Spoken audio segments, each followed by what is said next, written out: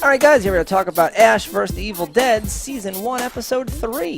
So we've arrived at the bookstore. We're at the bookshop now. Hijinks, unfold. Some awesome stuff.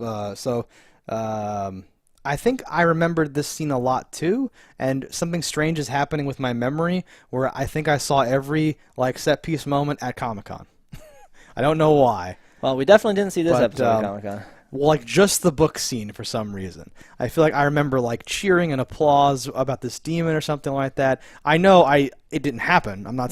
That's why I'm phrasing it like that. Sure. Like I'm remembering this for some reason. This is our first exposure to a true demon, and that's it's done very well. I love this demon. I like its visual. I like how it has a weird like tweak to it. Everything's like teleportation. Everything's twitching jerkiness. except the mouth. Yeah, it's very creepy. It's very awesome. It's very unique. Yeah, they do a lot of interesting work in this series, and each episode has something where I'm like, oh, that's very cool. And the CG's not amazing, but I love the effect, like the House MD, where you zoom into the brain and the synapses are wilting and breaking and stuff like that. And what kind of long-term effect would that have on people? I don't know that you can just do that. I thought they might hint at something like, I don't feel so good, man, or some weird thing where he's like, yeah, I think he's like, yeah, I have a nosebleed or something like that. Some weird I feel thing. my synapses are fucked. Yeah.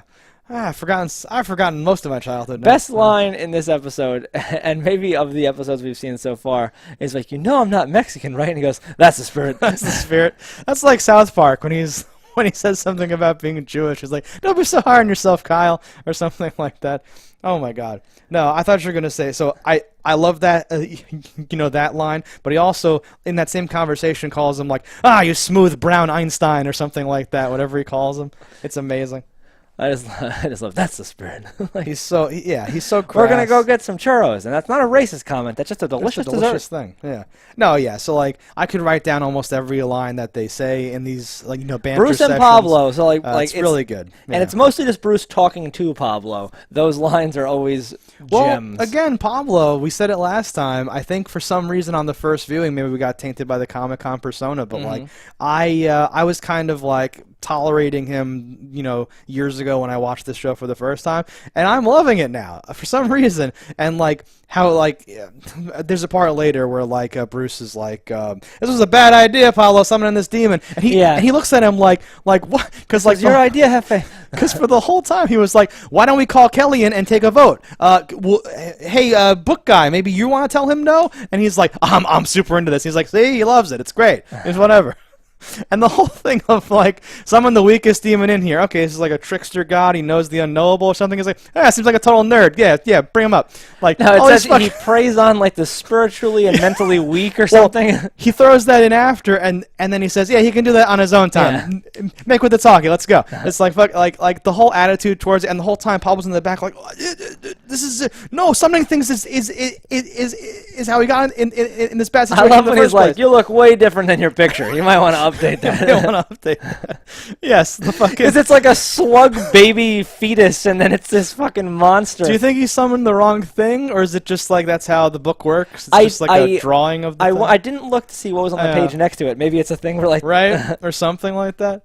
I actually not remembering the actual details of a lot of this stuff. I actually thought I remembered the guy Bookman gets possessed or whatever. I thought that was going to happen earlier, and I thought the whole point of it was that he's secretly summoning a much worse thing for his own purposes. No. But if he did, that's not called out or whatever. So I the book guy when he first touches it. He grabs a white glove and he's like, "May I touch it?" And he's turning it so carefully. And at the end, he's like, "Oh, there's something here," flipping to the. I'm like, "God, man, be gentle. That book is valuable." Yeah, no, it's great. The whole thing's great. Anyway, it's a good episode. My biggest plot flaw I think in this episode is toward the end when she handcuffs him and he just undoes his hand and then uses those handcuffs to handcuff her, but very loses his hand somehow. Yes, very and weird. You're like, oh, did he slip the hand through a pipe that it couldn't get out of and then handcuff her? It's like, no, she's just handcuffed right through the ladder there on the wall. So where's his hand? I had the exact same thought. And he says, "Yeah, I lost Woody in the process," or whatever. I'm like, oh.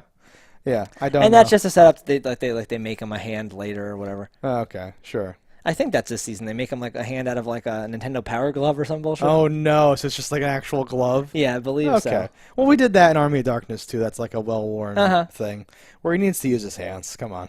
No, and agreed. I wouldn't want that either. But I liked the wood hand. I thought it was funny. Yeah, we had a good thing going. I like to like shake. Oh, elbow. Yeah. You're laughing because you're remembering something? It was a yawn laugh, Perfect. I liked the alone wolf thing and that whole exchange. Well, I would have been dead today without my pack. Let's go. And they go or whatever. Solidifying the bond. These little bonding things, but they totally leave the cop there and this whole thing. We've learned a valuable lesson: is the cops do not help. Like drives away, and you're like, nice. Now Lucy Lawless's character's name is what? Ruby. Her name is Ruby. The recap featured her again. That diner scene. Hey, sometimes the thing you see is the thing that's there. Yeah. And so we knew that we were see going her to also in her awesome car. Yeah. Speeding towards everything. She pulls the what's her name's father out of the ground. So like again, crucifies him in a sense. So like we know obviously what's going to happen or whatever, but I forgot that like you didn't know where she stood or what side she was on or what her like abilities were, right? So when that hand comes out of like the grave, you as an audience member should be like, oh no, or something like that. But then she just bodies him. I wrote down, oh, it's Dad, and like her, basically torturing him. She impales him. She starts flicking his fork, and he's like, stop, please, and all that stuff. But she has like a ceremonial dagger that she burns the fuck out on him. Yes. So and then later when the book first opens and like and all that stuff, her she can like sense it or whatever. Yes. And starts speeding towards the place. Yeah, you're led to believe that she is a hunter for justice and kills the demons and whatnot. So it's a nice little ride you go on. If you impale someone on a crucifix, can you say you crucified them? I think you can. I'm gonna say you crucified them. I mean, I was just gonna roll with that or whatever. You've been crucified. Yeah. I mean, crucifixion is a very specific thing, but I guess anything involving a cross could just be crucifixion if you want. What else happens in the episode? It kind of mostly contained to this a lot of it's devoted to that summoning. Some more things about the book. Yeah. I do love when it's like she grabs the book and then just beats him with it, and that sucks him back into it. Oh, okay. One of the funniest moments is like this is like Pablo's like big thing. He goes to like, I'm helping, and like he gets up in the demon's face to like shoot it, and you see like a little bit of something. So I was like, oh, good. So he like figured out it's like jumping out of the way. So don't shoot it from across the room. It's like really fast. Get up in its face, and then no, he's like, oh, Hefe, you okay? He's like, oh man, and the demon shows up right in between them and is like, zapping them both. That's such a Sam Raimi like well-timed physical joke or whatever. I was like I was dying. I was wonderful. I like anytime you're fighting something that can teleport, if you don't have a body, you'd really never know if you killed something. So like when she first hits it with the book, I remember watching this going like, wait a minute, well, is it because the book glows for a second. Yeah. But you're like, does it glow when it just hits any demon? Does he get sucked back into the book? Exactly. How do you ever know? And being that they're so ignorant on the subject, you would have to be looking around the corner your whole life. Right? You'd never be sure. Yeah. Like this was actually like a weird part of this episode. I didn't know hitting anything with the book should or could do anything. I had forgotten this whole detail. I can't even remember if it actually does. It may never come up again, honestly. Because that would be useful if you could just slap somebody with the book and it would fix it. I have a memory of seeing that demon again though, and or it's just something that looks a lot like it, and I'm like, does he get out? I can't remember. Is he just hanging out now?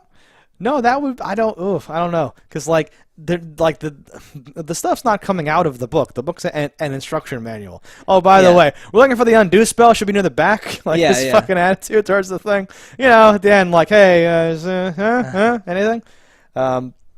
So like they're not coming out of the book directly, so it isn't like hitting them with the book logically. Yes, it is not. Suck them back in or something like that. I will take it at face value and just assume that's how it works, because that's why they show the book glowing, I guess, right? So whatever. But I do also think I remember seeing the demon. Do they summon it again? And is it like, hey asshole? Listen, we need information this time. I can't remember. Something happens, but right? We'll find out together. It's such a good-looking thing and such like a well-done, interesting look, like effect and like design. Having to have like almost no features except for that like great mouth. And he's like flayed, and he's like got telekinesis, and he's this weird like Lady Gaga music video happening or whatever. It's super interesting because up until this point, we've just seen like glorified zombie people, just deadites. right? Deadites, normal deadites or whatever. And this is this awesome, like, oh wow! And for a TV show to be like, shooting for this, I think is really cool. Well, this is the first point in the series, not even just this TV series. In the movies, we never had a demon. We've only really ever had deadites. Yeah. We had like that gargoyle deadite thing too in Army of Darkness. Yeah, and there's like a tree it's monster, right, or demon. something, but we don't really see this. Right? Yeah, This is a cool I would say thing. this is the first definition of that. That's a demon. Yeah, because Ash read the words wrong, and that led to whatever happening. Evil. Let's say a cool guy accidentally reads from the book. It's like, oh, so someone have to be very evil or very stupid, right? Oh, I don't know. It's great because I love that aspect of it too, where he's kind of like, well, the kid admires me. I don't want to seem too bad in front of Pablo, but also I'm gonna act like a total twat and be like whatever. Yeah. Mm-hmm. It's a wonderful mixture. No, this is a good episode where it really sets the pace. They ended saying they're going to go see the Bruja, which I thought was season 2 because I've mixed it all in my head, so who the hell knows? Yeah. But that's apparently this season. They're going to go check him out. Or they'll just be on the team the is way really the whole established. Like they're now kind of ride or dies. They're going on this mission together.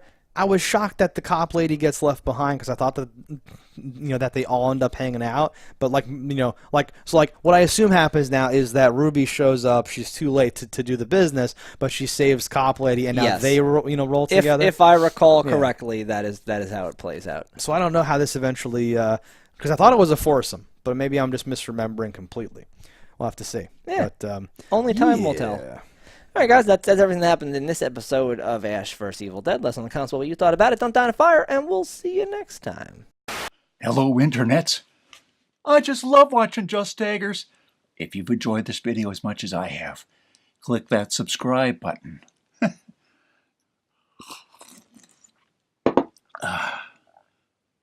Peace out, homies.